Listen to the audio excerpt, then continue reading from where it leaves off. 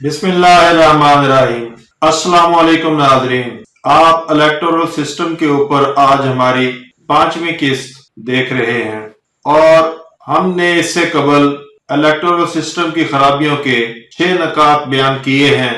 आज आप स्क्रीन पर 7वां नुक्ता देख रहे हैं जिसकी लैंग्वेज है, this system can not be termed as democracy but oligarchy.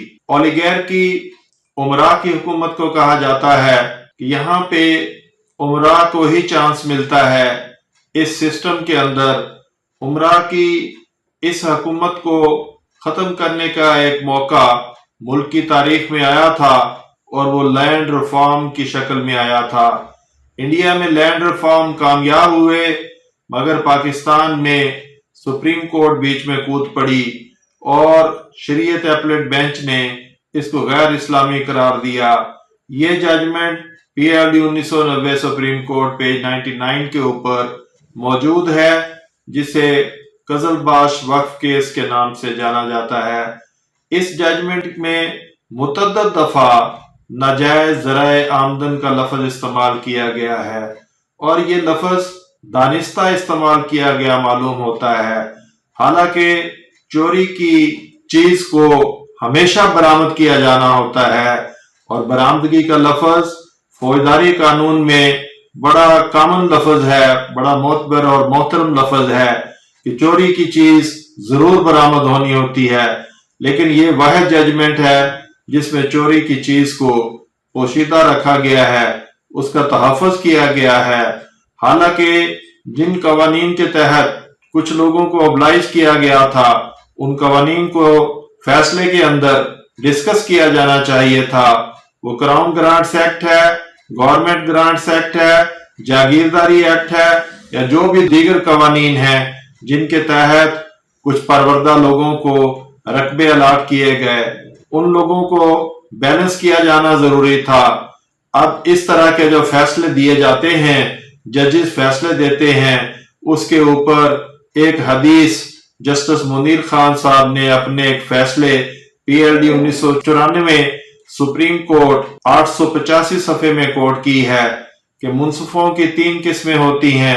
एक मुंसिफ जन्नती हैं, बाकी 2 किस्म के मुंसिफ जहन्नमी हैं। जो जन्नती हैं वो हैं जो हक को जाने और हक के मुताबिक फैसला करें, जबकि जो मुंसिफ ना हक को जाने ना उसके मुताबिक फैसला करे। तीसरा, जो हक को जाने मगर हक के मुताबिक फैसला ना करे। अब आपने फैसला करना है कि ये मुंसिफ किस कैटेगरी में आते हैं और इस जजमेंट के आखिर मुंसिफ 5 थे, जिसमें अफजलुल्लाह, शफी रहमान, नसीम हसन शाह, तकी उस्मानी, पीर करम शाह, और बहुत ही गलत फैसला दिया गया और ये कानून की किताबों के तारीख और आंख हैं जो आज भी मौजूद हैं और लैंड रिफॉर्म ना हो सके। मोअज़्ज़िज़ नाज़रीन कराम, आप देखते हैं कि इस तरह से अफराद मजबूत हो जाते हैं, अदारे कमजोर हो जाते हैं, अफराद अदारों से बढ़ के हो जाते हैं, अफराद बड़े और इदारे छोटे। आपने ब्रॉडशीट केस के अंदर भी देख लिया कि 200 खानदान 200 अफराद की बैरून मुल्क एसेट्स की रिकवरी के लिए एक इशू खड़ा किया गया, लेकिन with the passage of time वो सारे के सारे लोग जो है एहतसाब से बच गए और अदारे को खमियाजा भुगतना पड़ा। गवर्नमेंट ऑफ पाकिस्तान को एक हैवी टीका लगा और अरबों रुपया गवर्नमेंट को भरना पड़ा। तो अदारों को कीमत चुकानी पड़ती है और यहाँ पे अफराद मजबूत होते हैं, इसे ओलिगार्की कहते हैं। अब उससे अगले टॉपिक पे आते हैं। 8वां टॉपिक है, system is disturbing social integrity and nationalism.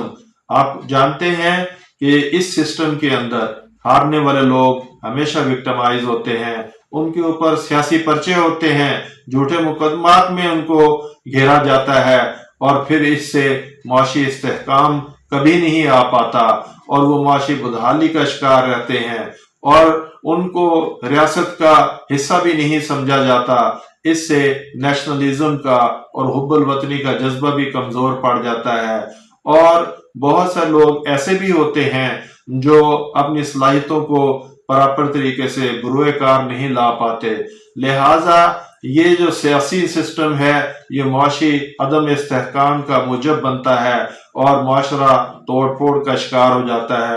آج کے لیے اتنا ہی کافی ہے۔ اپنے میزبان ریاض حنیف رائی ایڈوکیٹ سپریم کورٹ کو اجازت دیجیے۔ اللہ حافظ۔